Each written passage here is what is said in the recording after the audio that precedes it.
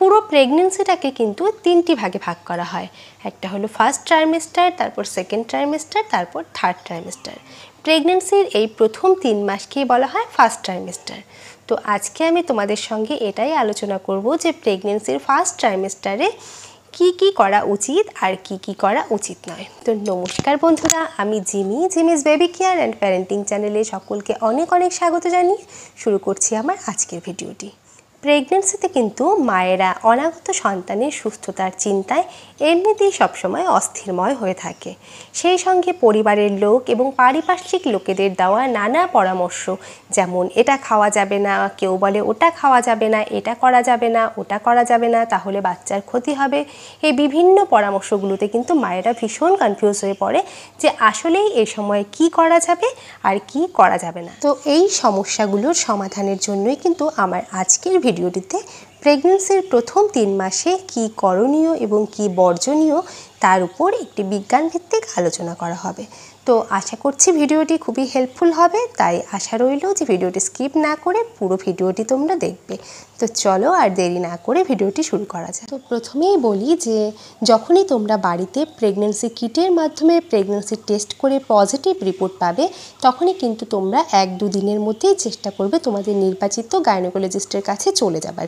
এক্ষেত্রে কিন্তু তোমরা একদমই দেরি করবে না। যদিও অনেক গর্ভবতী মা এবং তাদের পরিবারের লোকেদের কিন্তু মনে একটা ধারণা থাকে যে প্রথম 3 মাসের মধ্যে ডাক্তারবাবুর কাছে যাওয়ার কোনো প্রয়োজন নেই, 3 মাস পর থেকে ডাক্তারের কাছে গেলেই হবে। তো এই ধারণাটা কিন্তু একেবারেই ভুল। কারণ যদিও বাড়িতে প্রেগনেন্সি কিটের মাধ্যমে টেস্ট করে আমরা পজিটিভ রিপোর্টটা জানতে পারি, কিন্তু প্রেগনেন্সিটা জরায়ুতে এসছে কিনা সেটা কিন্তু আমরা জানতে পারি না। তার জন্য কিন্তু ডাক্তারবাবুর কাছে গিয়ে আমাদের আলট্রাসোনোগ্রাফি করে রিপোর্টটা অবশ্যই ডাক্তারবাবুকে দেখাতে হবে। কারণ আজকাল আমরা এমন অনেক ঘটনা শুনি যে ভ্রূণটা জরায়ুতে স্থাপিত না হয়ে সেটা হয়েছে ফেলোপিয়ান টিউবের মধ্যে, যেটাকে কিনা একটপিক প্রেগনেন্সি বলা হয়ে থাকে। আর এমন প্রেগনেন্সিতে কিন্তু মা এবং সন্তান দুজনেরই প্রাণ সংশয় হতে পারে। এরপরে বলবো যে গর্ভাবস্থার প্রথম 3 মাসে যে ভিটামিনটি মায়ের শরীরের জন্য সবথেকে গুরুত্বপূর্ণ সেটা হলো ফলিট। তো যখন তোমরা প্রথম 3 মাসে ডাক্তারবাবুর কাছে যাবে, ডাক্তারবাবু তো অবশ্যই তোমাদের ফলিক অ্যাসিড সমৃদ্ধ সাপ্লিমেন্ট দেবেন, কিন্তু সেই সঙ্গে আমাদের কিন্তু চেষ্টা করতে হবে যে প্রতিদিনের খাবার থেকেও যেন আমরা এই ফলিটকে নিতে পারি, মানে খাদ্য তালিকার মধ্যে যেন ফলিক অ্যাসিড সমৃদ্ধ খাবারকে আমরা রাখতে পারি। আর এটা কিন্তু আমরা পেয়ে যাব যে সিজনাল ফলমূল, মানে কালারফুল ভেজিটেবল, কালারফুল ফ্রুটস, এইসব থেকে কিন্তু আমরা এই ফলিক অ্যাসিডকে পেয়ে যাব। আর শুধুমাত্র প্রেগনেন্সির প্রথম 3 মাসে নয়, যারা প্রেগনেন্সির প্ল্যান করছো, মানে প্রেগনেন্সি আসার 3 মাস আগে থেকেই কিন্তু এই ফলিটের সাপ্লিমেন্ট নেওয়া শুরু করা যেতে পারে। এতে করে মানে যে আমরা কিছু বাচ্চা দেখি ঠোঁট কাটা, তালু কাটা, এই সমস্ত সমস্যা নিয়ে জন্মায়, এগুলো কিন্তু সাধারণত হয়ে থাকে ফলিটের অভাবে। তো এই সমস্যাগুলো হবার সম্ভাবনা কিন্তু অনেকটাই কম। প্রেগনেন্সির প্রথম 3 মাসে মায়েদের গ্যাসের সমস্যাটাও কিন্তু খুব বেশি হয়, তাই এই সময় তোমরা বাইরের খাবার, মানে প্যাকেট জাতীয় খাবার, জাঙ্ক ফ্রুট, ফাস্ট ফুড, এগুলোকে যতটা সম্ভব অ্যাভয়েড করার চেষ্টা করবে। আর এগুলো কিন্তু পেটে গ্যাসের মাত্রাকে আরও বাড়িয়ে দেয়। আর প্রেগনেন্সিতে এছাড়া আরও একটি কমন সমস্যা হলো কনস্টিপেশনের সমস্যা। এতে কিন্তু অনেক মায়েরাই ভীষণ কষ্ট ভোগ করে। আমিও এই কনস্টিপেশনে ভীষণ কষ্ট পেয়েছিলাম, তাই জানি। আর এই বাইরের খাবারগুলো কিন্তু এই সমস্যাগুলোকে আরও বাড়িয়ে তোলে, তাই এগুলো থেকে যতটা সম্ভব দূরে থাকবে। এরপরে বলি যে এই প্রেগনেন্সির প্রথম 3 মাসে গর্ভবতী মায়েদের যে একটা কমন সমস্যা থাকে সেটা হলো বমির সমস্যা। অধিকাংশ মায়েরাই কিন্তু এই সমস্যা ফেস করে। আর এই বমির কারণে অনেকে তো একেবারেই খাওয়া দাওয়া করতে পারে না। আর তাদের মনে কিন্তু সবসময় তাদের সন্তানকে নিয়ে চিন্তা হতে থাকে যে আমি যেহেতু ঠিকঠাকভাবে খাওয়া দাওয়া করতে পারছি না, তো আমার বাচ্চাও হয়তো ঠিকঠাকভাবে বেড়ে ওঠার জন্য পুষ্টি পাচ্ছে না, তার হয়তো বৃদ্ধি বিকাশ বাধাগ্রস্ত। বলি যে এই সময় মানে প্রেগনেন্সির প্রথম 3 মাসে বাচ্চা কিন্তু খুব ছোট্ট ভ্রূণ আকারে থাকে, তাই তার প্রয়োজনীয় পুষ্টির যোগান দিতে মায়ের কিন্তু অধিক পরিমাণে খাবার প্রয়োজন পড়ে না। এই সময় মা যদি সামান্য কিছু খেতে পারে তাহলেও কিন্তু যথেষ্ট। আর এই সময় যদি মায়ের ওজন না বেড়ে বরঞ্চ একটু কমেও যায়, তাহলেও ভয় পাওয়ার কিছু নেই। তবে অনেকের এমন হয়ে যায় যে জল খেলে জলটা পর্যন্ত বমি হয়ে যাচ্ছে, তাহলে কিন্তু শরীর ডিহাইড্রেট হয়ে এটা মা এবং শিশু দুজনের জন্যই হার্মফুল হতে পারে। এমন পরিস্থিতি হলে কিন্তু অবশ্যই তোমার ডাক্তারের সঙ্গে কথা বলতে হবে, তিনি সেই অনুযায়ী বমির ওষুধ দেবেন এবং কিছু প্রোটিন পাউডারও দিতে পারেন। তো এতে কিন্তু তোমাদের এই সমস্যাটা আশা করি অনেকটা কমবে। এই সময় বমির সমস্যার কারণে খাবার ঠিকঠাকভাবে খেতে না পারলেও তোমাদের শরীরে যেন জলের ঘাটতি না হয় সেদিকে কিন্তু তোমরা লক্ষ্য রাখবে। সারাদিনে অন্তত 3-4 লিটার জল পান করার চেষ্টা করবে। আর শুধু জল যদি খেতে অসুবিধা হয় তাহলে কিন্তু ফলের জুস, ডাবের জল বা একটু নুন চিনি দিয়ে জল এগুলোও কিন্তু তোমরা খেতে পারো। যদিও ফলটাকে কিন্তু এমনি চিবিয়ে খাওয়াটাই সবথেকে বেশি উপকারী, এতে ফাইবারটাও ঠিকঠাকভাবে যায়, কনস্টিপেশনের সমস্যাটা কম হয়।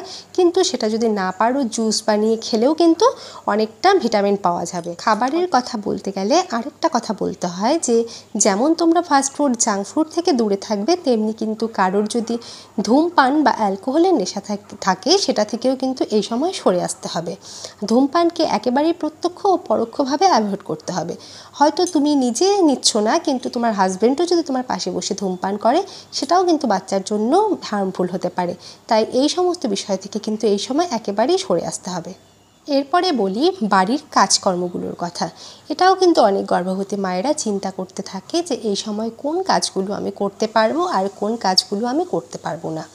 যদি তোমার প্রেগনেন্সিতে কোনো প্রকার কোনো কমপ্লিকেশন না থাকে তাহলে বাড়ির স্বাভাবিক কাজকর্মগুলো কিন্তু তোমরা করতে পারবে।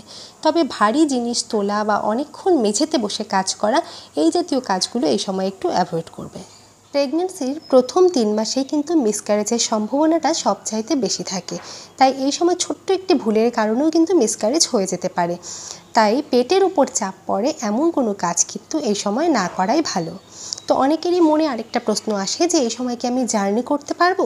তো এই বিষয়ে বলি যে এই প্রেগনেন্সির প্রথম 3 মাসে কিন্তু জার্নিটা না করাই ভালো। তবে অনেক সময় দেখা যায় যে তোমার ডাক্তারও অনেকটা দূরে বসেন, যে তোমার বাড়ির কাছাকাছি নয়, সেক্ষেত্রে তো জার্নি করতেই হবে। তো এক্ষেত্রে তোমরা সবসময় চেষ্টা করবে যে 2 হুইলারের পরিবর্তে 4 হুইলার ব্যবহার করার। আর যদি দূর জার্নি করতে হয়, দূর জার্নি তো একেবারে না করাটাই ভালো প্রথম 3 মাসে। যদি করতেই হয় তাহলে কিন্তু ট্রেন জার্নিটাই সবথেকে বেশি সেফ। এরপরে যে গুরুত্বপূর্ণ পয়েন্টটি বলবো সেটা হলো গর্ভবতী মায়ের মানসিক স্বাস্থ্য। গর্ভবতী মায়ের মানসিক স্বাস্থ্য ভালো রাখাটাও কিন্তু এই সময় ভীষণ গুরুত্বপূর্ণ। তো এই সময় কিন্তু গর্ভবতী মায়েরা এমনিতেই ভীষণ পরিমাণে স্ট্রেসে থাকে, হরমোনাল চেঞ্জের কারণে সাধারণত এটা হয়ে থাকে। তো পরিবারের লোকেরা যদি সে সময় আরও বাড়তি চাপ দেয় তাহলে কিন্তু মায়ের স্ট্রেসের পরিমাণ আরও বেড়ে যায়, যেটা কিন্তু সন্তানের জন্য একেবারেই ঠিক নয়। তাই বাড়ির সন্তানের নতুন সদস্যের সুস্থতার জন্য কিন্তু এই সময় মাকে হাসি খুশি রাখার জন্য চেষ্টা করতে হবে পরিবারের লোকেদের এবং কাছের লোকেদের। বন্ধুরা, এই ছিল আমার আজকের আলোচনা। তো ভিডিওটি কেমন লাগলো জানিও। আর ভিডিওটি যদি ভালো লাগে বা হেল্পফুল মনে হয় তাহলে কিন্তু আমার ভিডিওটিকে লাইক, কমেন্ট, শেয়ার করে আমার চ্যানেলটিকে সাবস্ক্রাইব করে দিও। আর পাশে থাকা বেল বাটনটিকেও হিট করে রেখো, যাতে পরবর্তীতে যখনই আমি ভিডিও ছাড়বো নোটিফিকেশান যেন তোমাদের কাছে পৌঁছে যায়। তো আজকের ভিডিওটি এখানেই শেষ করছি। নমস্কার।